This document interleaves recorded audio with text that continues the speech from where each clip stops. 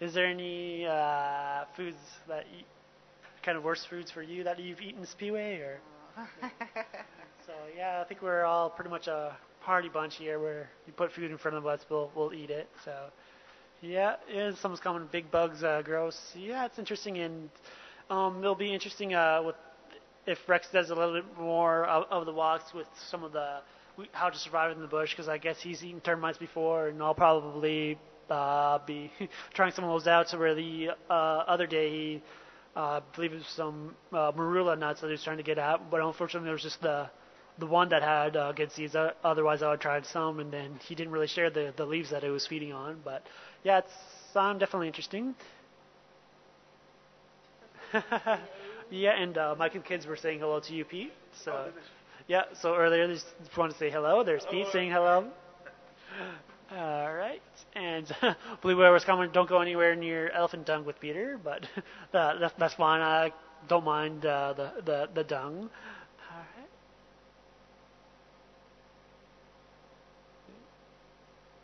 All right. Let's see.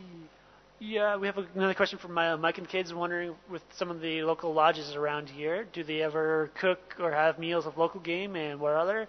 Yes, they do have meals of local game. As I mentioned, the one time they had warthog stew. And I'm sure that they have various other cuts of meat from some of the various antelope species. I'm not too sure of their full menus, but yeah, I know that they do serve some of the local game, but they don't hunt it from here. I believe they get their food from some of the from farms and all that. All right, and it looks like we had a question from Simon and Andrea coming in from the email. Once again, if you have questions, you can send them to finalcontrol@wildearth.tv or just log into the chat room. And they were mentioning the great shots that Speedway got of the baboons near the watering hole. And they love watching them. We love watching them too. They're a lot of fun. And was wondering how old the babies were. Some of them looked like they were like the darker ones were just probably a couple weeks old, or maybe a little bit older than that, but still really young. And then we've also have some vervet monkeys out here that visit our camp a lot, and one still has a really young one because it's still clinging to her chest at all times. I haven't seen it come off yet, so yeah, pretty young, but yeah, it's always fun to watch the baboons play, and those are some of the funny moments caught on tape. You never know what they're gonna do. All right. As Mike and the kids were just commenting on warthogs, seriously, and is it tough or tender? The stew that I had, the meat was a little bit tough, but I guess the one woman that worked at the lodge that would kind of bring us some of the leftovers mentioned that it wasn't the best that they've ever done, but so it was that one was a little bit tough, but I'm sure there's ways so you can kind of make it tender. And a lot of people wonder too if it tastes like pork. Actually, no, it doesn't. It kind of has its own unique taste. It was kind of hard to describe what it was. It almost, to me, tasted a little bit more like beef or something kind of similar, just with a little bit different taste. I don't know. Someone was wondering if warthog similar to boar.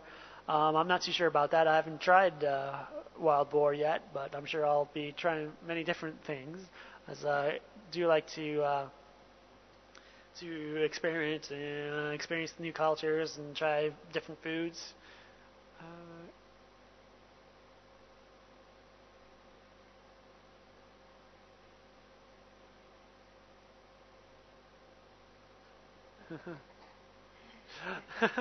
I don't know. I was just wondering, what about buffaloes? How do they taste? Is it stronger tasting beef? Was that Pete's saying quite nice? I haven't tried it yet, but at some point maybe. And yeah, I just kind of look at them and like, because I've worked with kind of cattle before, and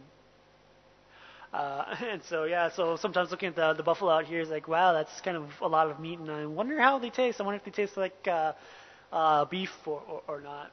But we'll see. And we have a question from Raven, who's wondering if we're ever going to get Herman on here at some point. Yeah, I'm sure we'll get him to say hello and chat a couple times.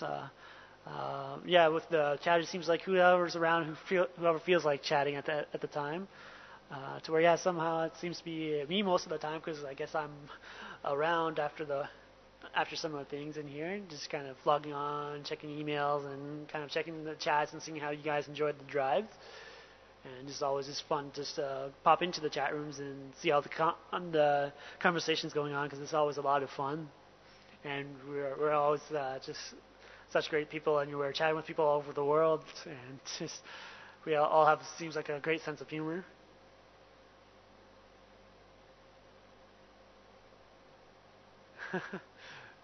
Someone was mentioning that they probably couldn't eat a warthog or buffalo or anything that that we kind of watch. Yes, definitely interesting because if you do look at some of the animals and all that, they are fascinating to watch. And sometimes, yeah, it is kind of hard to eat some of the meat because you've seen seen some of their relatives, I guess, or some of the their other species out there. But yeah, so it's definitely interesting. But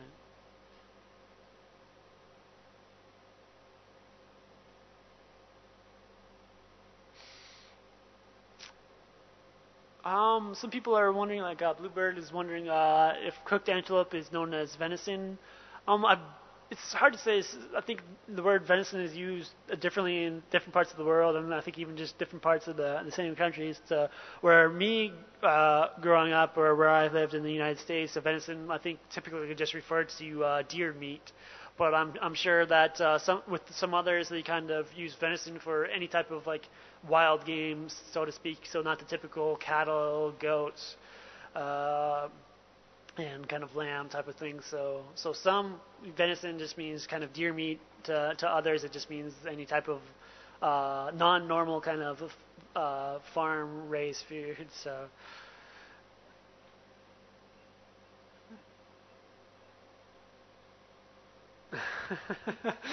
And once again, just some of the sense of humor going on.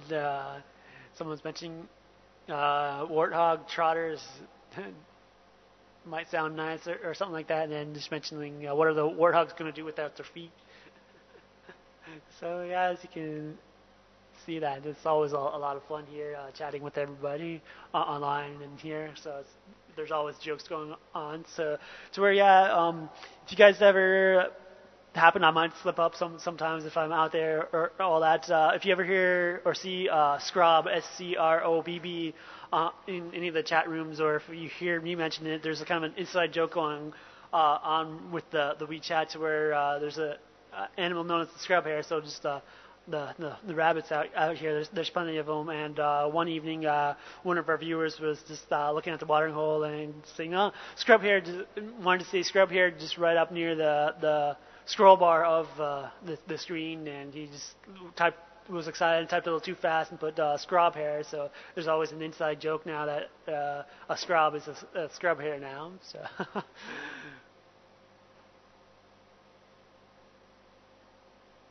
All right. All right, so I got a question asked from Mike and the kids. When we're live here on chat right now, it's kind of like on chat right now or during our other programs, is this being shown in Europe on cable? What is the setup we have with Wild Earth with cable live in Europe? Where we haven't switched over to cable yet. I think that's coming later near the end of the year, which I'm sure will probably be well announced. And so, yeah, we're still working on that, and I'm interested to learn a little bit more how it's going to work with going to cable live. I don't think too much is going to change on our end. We might just get just some slightly different equipment to be able to kind of broadcast things out. But yeah, it'll be interesting to see when we do kind of expand into the channel. We're all very excited for that, and I'm sure a lot of people are too. In Europe are probably going to look forward to being able to watch this on their television. So yeah, so it's not quite out yet. Things are still being in the process of getting things set up and ready to go. So later on in the year, and I'm sure Graham will mention it, and Pete's just kind of popping in.